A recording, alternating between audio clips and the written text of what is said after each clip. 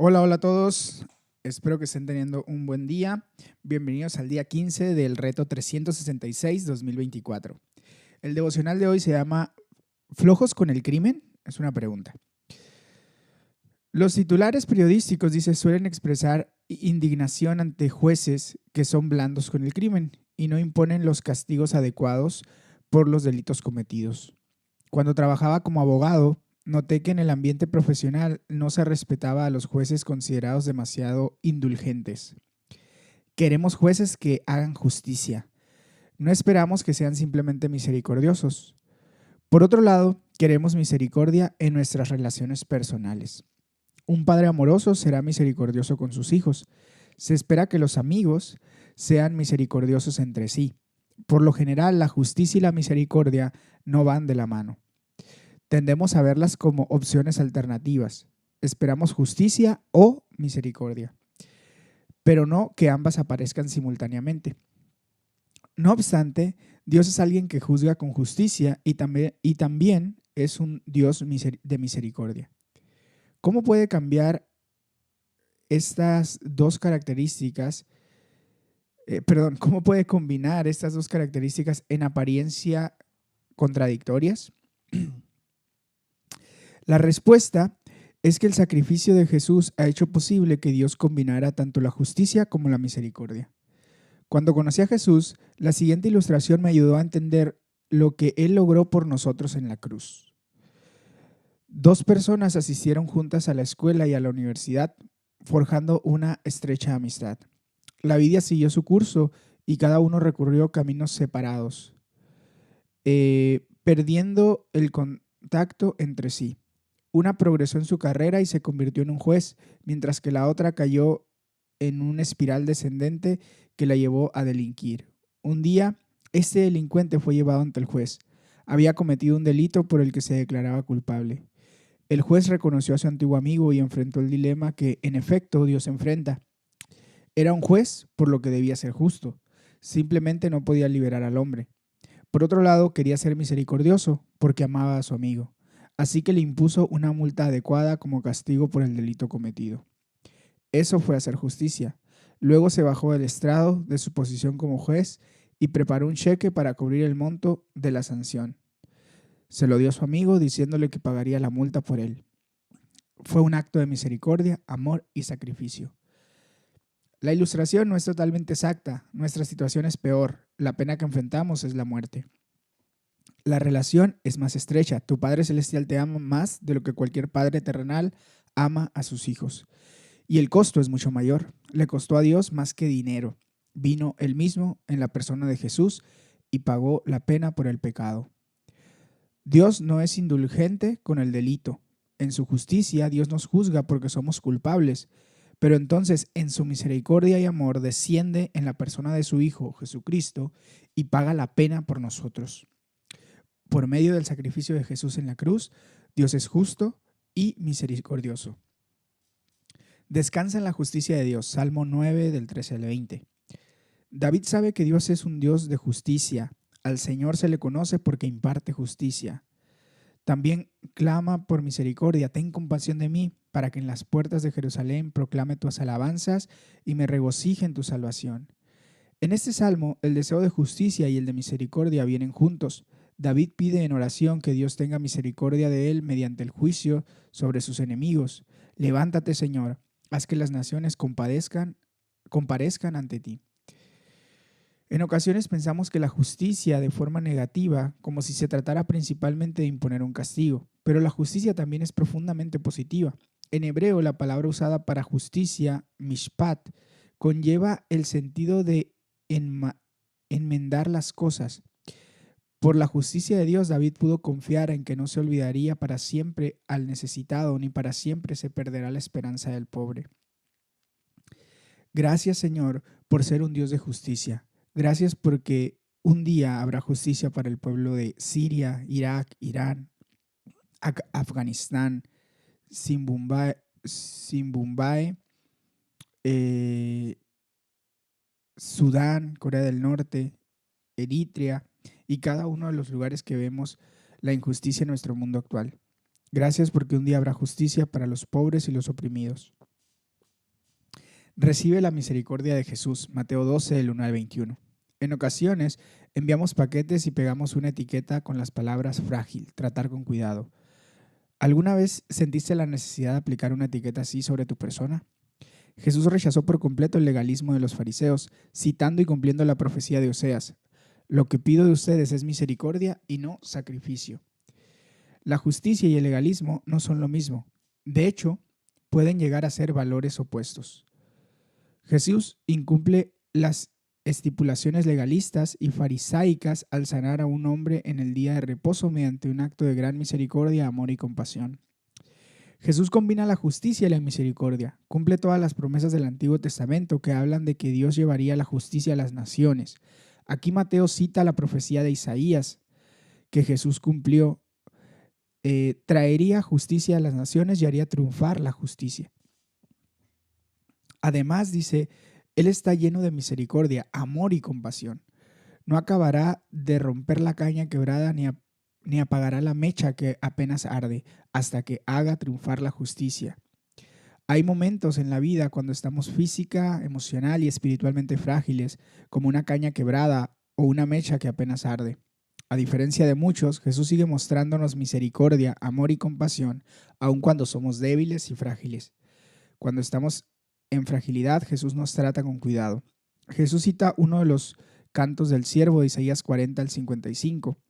Estos cantos tratan sobre el siervo sufriente que sacrificará su vida a fin de obtener el perdón para los pecados. En estos cantos del siervo, la misericordia y la justicia de Dios van de la mano. El mundo es rectificado, la injusticia y la opresión terminadas y los necesitados y oprimidos hechos libres. Pero es Dios mismo quien hace el sacrificio, quien carga el castigo y las consecuencias de nuestros pecados. En lugar de ser aplastados por la justicia de Dios, somos liberados. En la cruz la misericordia y la justicia se encuentran.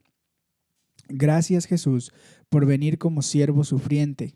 Gracias por haber hecho posible que la justicia y la misericordia se unieran por medio de tu sacrificio en la cruz. Regocíjate en el sacrificio de Dios. Génesis 31, del 1 al 55. ¿Alguna vez experimentaste una promesa de ascenso y promoción laboral que nunca llegó? ¿O pasaste incontables horas trabajando hasta tarde para completar la tarea de una persona ingrata? ¿Alguna vez fuiste víctima de la envidia, las acusaciones falsas o el engaño? Gran parte de este pasaje resuena en nuestra vida cotidiana. Por eso, en nuestras situaciones diarias de frustración y dolor, nos llena de confianza saber que el Señor siempre tiene la última palabra. En este pasaje vemos la quiebra de lo que era esencialmente un negocio familiar. Quizá Labán se aprovechó de su yerno. Ciertamente Jacob pensó que se había aprovechado de sus buenas intenciones. Sintió que Labán ya no lo trataba como antes. Había puesto un 100% de esfuerzo en su trabajo, había obrado con todas sus fuerzas. Ustedes saben muy bien que yo he trabajado para su padre Labán con todas mis fuerzas, expresó. Las condiciones bajo las que trabajó Jacob habían sido muy duras. Su suegro había sido un jefe bastante severo. Había hecho que Jacob pagara por cualquier pérdida que ocurriera debido a un accidente o el robo por parte de otros. Sus condiciones laborales eran muy insatisfactorias. Además, se sentía engañado. En lugar de subir su salario, parece que Labán lo redujo varias veces. Raquel y Lea también sentían que las habían tratado mal o duramente. Habían sido vendidas a Jacob y luego vieron cómo su padre envidiaba el éxito de su marido. Es entendible que estuvieran resentidas con Labán. No obstante, su reacción no fue muy cortés. Cuando Labán estaba en su trabajo, huyeron. No le dieron la oportunidad de despedirse de sus hijos ni de sus nietos. Encima de eso, por alguna razón incomprensible, Raquel le roba a su padre sin cortárselo a su esposo. Pese a todo, Dios bendice a Jacob. Dios no le ha permitido a Labán causarme daño alguno, dijo él. Se vuelve más próspero que Labán. Ciertamente fue Dios quien llamó a Jacob para que regresara al hogar con Isaac y le prometió que estaré contigo. Aunque Jacob estaba haciendo lo correcto, la forma en que se había hecho no era correcta. Sin embargo, Dios intervino a su favor hablándole a Labán en su sueño. Pero por ello, Jacob podría haber sido despedido con las manos vacías. Al fin, negocian un acuerdo satisfactorio. En este pasaje vemos indicios premonitorios de lo que vendría. Tanto Jacob como Labán acudieron a Dios en busca de justicia. Luego vino el sacrificio. Al buscar la justicia de Dios y ofrecer ese sacrificio, se nos recuerda una vez más la cruz, donde la justicia y la misericordia de Dios se unen. Padre, ¿cómo podría agradecerte y alabarte lo suficiente? Gracias por ser justo y misericordioso. Gracias por el sacrificio de Jesús. Gracias porque en tiempos de injusticia puedo acudir a ti para obtener protección y misericordia. Ayúdame a ser misericordioso como eres conmigo. Pipa añade, basado en Génesis 31-32. ¿Qué pretendía Raquel al robar los dioses de la casa de su padre? ¿Y qué hacía Labán teniendo dichos dioses en su poder? Tenían otros dioses y Raquel había robado, mentido y obrado deshonestamente para con su padre. No sorprende que Dios tuviera que darles los 10 mandamientos. Salmos 9, del versículo 13 en adelante. Dice, ten piedad de mí, Señor. Mira cómo me afligen los que me odian. Sácame de las puertas de la muerte, para que en las puertas de la hija de Sión proclame tus alabanzas y me regocije en tu salvación. Han caído las naciones en la fosa que han cavado, sus pies quedaron atrapados en la red que ellos mismos escondieron. Al Señor se le conoce porque imparte justicia, el malvado cae en la trampa que él mismo tendió. Los malvados bajan a los dominios de la muerte, bajan todas las naciones que de Dios se olvidan. Pero el necesitado no será olvidado para siempre, ni para siempre se perderá la esperanza del pobre. Levántate, Señor, no dejes que el hombre prevalezca hasta que las naciones comparezcan ante ti. Infúndeles terror, Señor, que las naciones sepan que son simplemente o simples mortales. Mateo 12 dice, por aquel tiempo pasaba Jesús por los sembrados un día sábado. Sus discípulos tenían hambre, así que comenzaron a arrancar algunas espigas de trigo y a comérselas. Al ver esto, los fariseos le dijeron, mira, tus discípulos están haciendo lo que está prohibido en sábado. Entonces contestó, ¿no han leído lo que hizo David en aquella ocasión en que él y sus compañeros tuvieron hambre? Entró en la casa de Dios, él y sus compañeros comieron los panes consagrados a Dios, lo que no se les permitía a ellos, sino solo a los sacerdotes. ¿O no han leído en la ley que los sacerdotes en el templo profanan el sábado sin incurrir en culpa? Pues yo les digo que aquí está algo más grande que el templo. Si ustedes supieran qué significa esto, lo que pido de ustedes es misericordia y no sacrificios, no condenarían a los que no son culpables. Sepan que el Hijo del Hombre es Señor del sábado. Pasando de allí, entró en la sinagoga, donde había un hombre que tenía una mano paralizada. Como buscaban un motivo para acusar a Jesús, le preguntaron, ¿está permitido sanar en sábado? Él contestó, si alguno de ustedes tiene una oveja y un día sábado se le cae en un hoyo, ¿no la agarra y la saca? ¿Cuánto más vale un hombre que una oveja? Por lo tanto, está permitido hacer el bien en sábado. Entonces dijo al hombre, extiende la mano. Así que la extendió y la mano quedó restablecida, tan sana como la otra. Pero los fariseos salieron y tramaban cómo matar a Jesús. Consciente de esto, Jesús se retiró de aquel lugar. Muchos lo siguieron y él sanó a todos los enfermos, pero les ordenó que no dijeran quién era él. Esto fue para que se cumpliera lo dicho por el profeta Isaías. Este es mi siervo a quien he escogido, mi amado en quien me deleito. Sobre él pondré mi espíritu y proclamará justicia a las naciones. No disputará ni gritará, nadie oirá su voz en las calles. No acabará de romper la caña quebrantada, ni apagará la mecha que apenas arde, hasta que haga triunfar la justicia. Y en su nombre pondrán las naciones su esperanza. Génesis capítulo 31. Pero Jacob, dice, se enteró de que los hijos de Labán andaban diciendo, Jacob se ha ido apoderando de todo lo que pertenecía a nuestro padre y se ha enriquecido a costa suya. También notó que Labán ya no lo trataba como antes. Entonces el Señor dijo a Jacob, Vuélvete a la tierra de tus padres, donde están tus parientes, que yo estaré contigo. Jacob mandó llamar a Raquel y a Lea al campo donde estaba el rebaño, y les dijo: Me he dado cuenta de que su padre ya no me trata como antes, pero el Dios de mi padre ha estado conmigo. Ustedes saben muy bien que yo he trabajado para su padre Labán con todas mis fuerzas. No obstante, él me ha engañado y me ha cambiado el salario muchas veces, pero Dios no le ha permitido causarme ningún daño. Si él acordaba conmigo, los animales manchados serán tu salario, todas las hembras tenían crías manchadas, y si él acordaba, los animales rayados serán tu salario, todas las hembras tenían crías rayadas.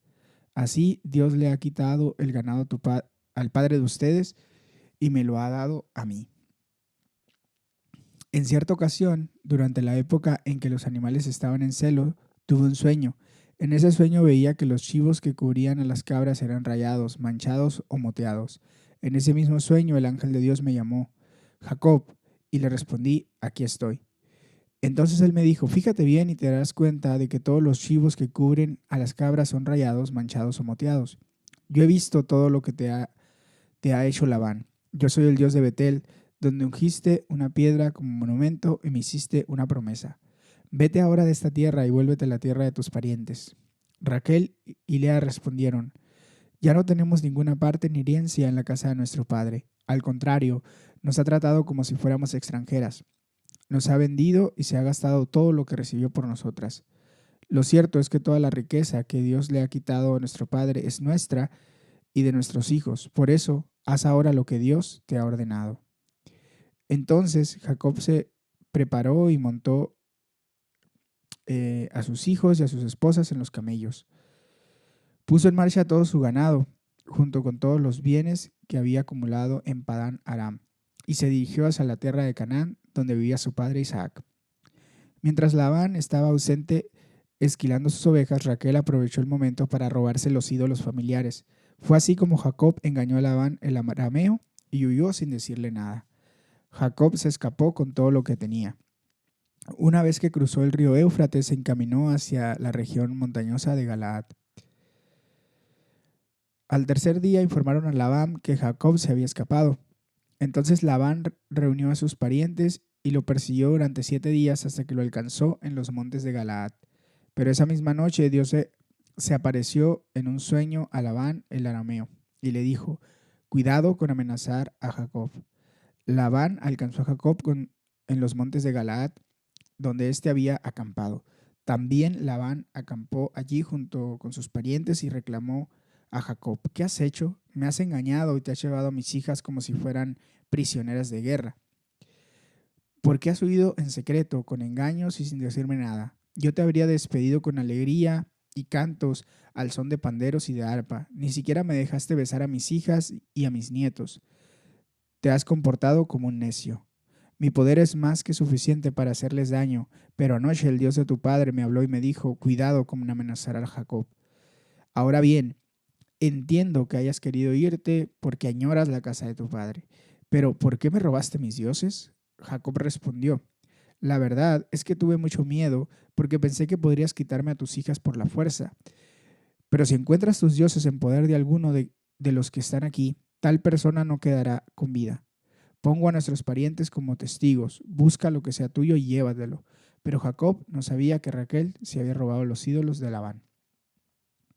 Entonces Labán entró en la tienda de campaña de Jacob, luego en la de Lea y en la de las 2 criadas, pero no encontró lo que buscaba.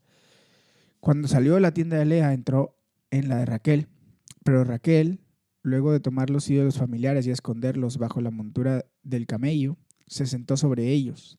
Labán los buscó por toda la tienda, pero no los encontró. Entonces Raquel dijo a su padre: por favor, no se enoje, mi señor, si no puedo levantarme ante usted, pero es que estoy en mi periodo de menstruación. Labán buscó los ídolos familiares, pero no logró encontrarlos.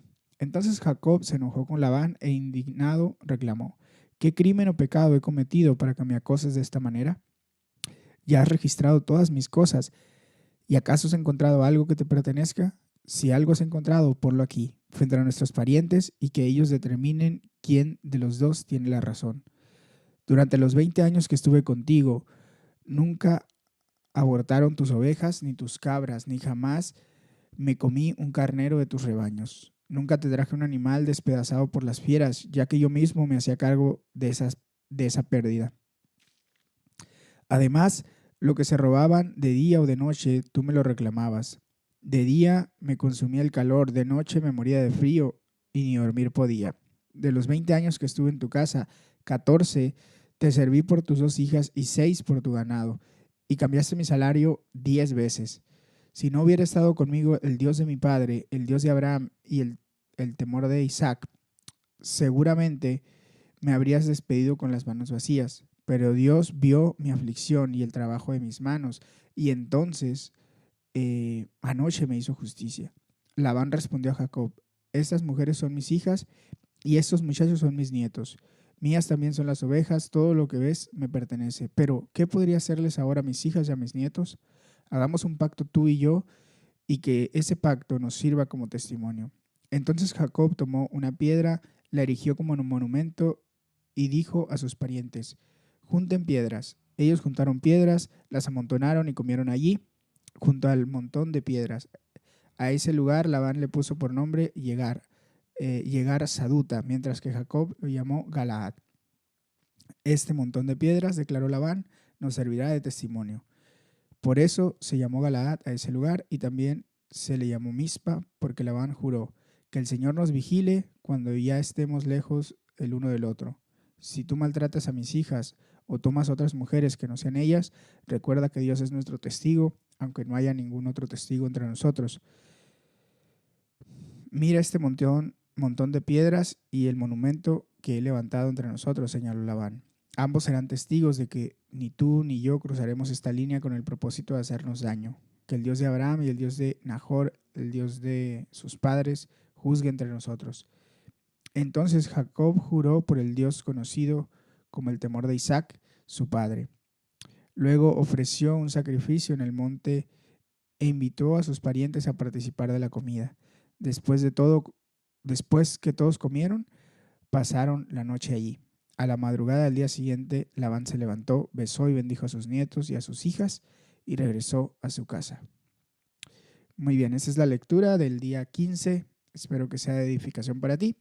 Recuerda que puedes tomar un tiempo personal para meditar en algo de la lectura que haya llamado tu atención, o para tener un tiempo de oración personal. Que tengas excelente día.